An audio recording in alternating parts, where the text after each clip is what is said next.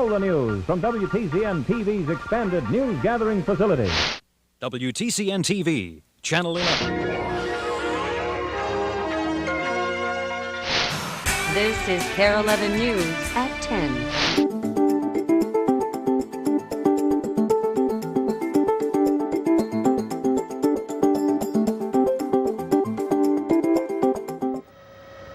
There is beauty there. They call it God's country and coulee country. It's valleys created by a unique geology called karst. You see Canfield Creek there re-emerging at the base of that bluff? It's called Big Spring, and it's there because of the karst geology. Visible above the spring, cracked and fractured limestone that over time, lots of time, dissolves in water. A few miles away, the south branch of the Root River riffles over rocks, then sinks into the soil, leaving leaves and scum to circle in the eddy. It drops into Mystery Cave. They've mapped 13 miles of passages down here. The part of the cave open to visitors shows dripping water primarily.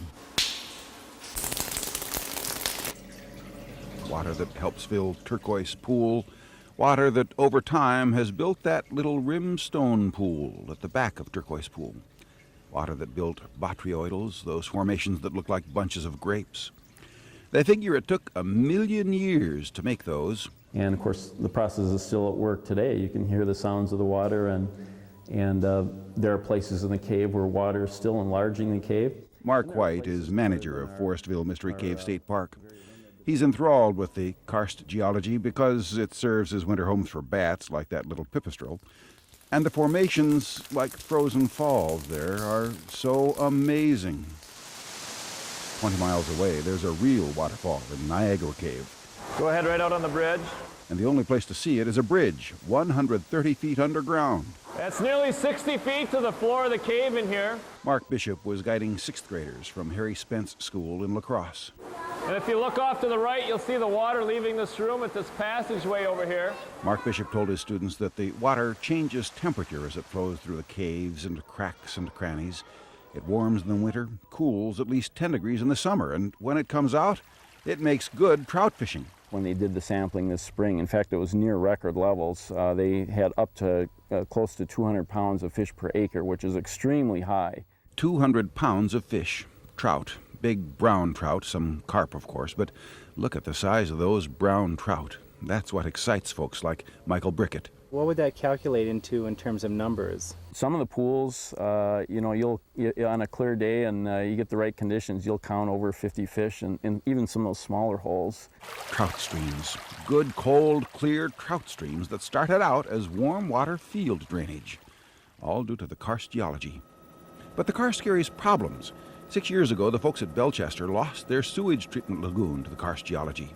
A sinkhole opened up, drained the whole wastewater lagoon. Hundreds, thousands of sinkholes dot the landscape of southeast Minnesota.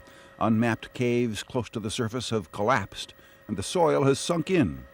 Some are old, with mature trees growing in them. Some are recent enough so no trees are growing at all. Farmers have lost livestock in them. Some tried filling them. Most just farm around them.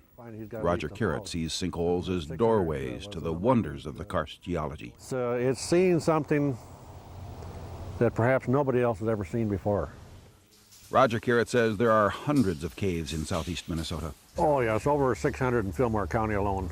Roger Carrot has seen many of them, says caving helps him appreciate the beauty and delicacy of karst geology. Most appreciate the beauty by just being in the coulees of God's country. Ken Speak, KARE 11 News, Fillmore County.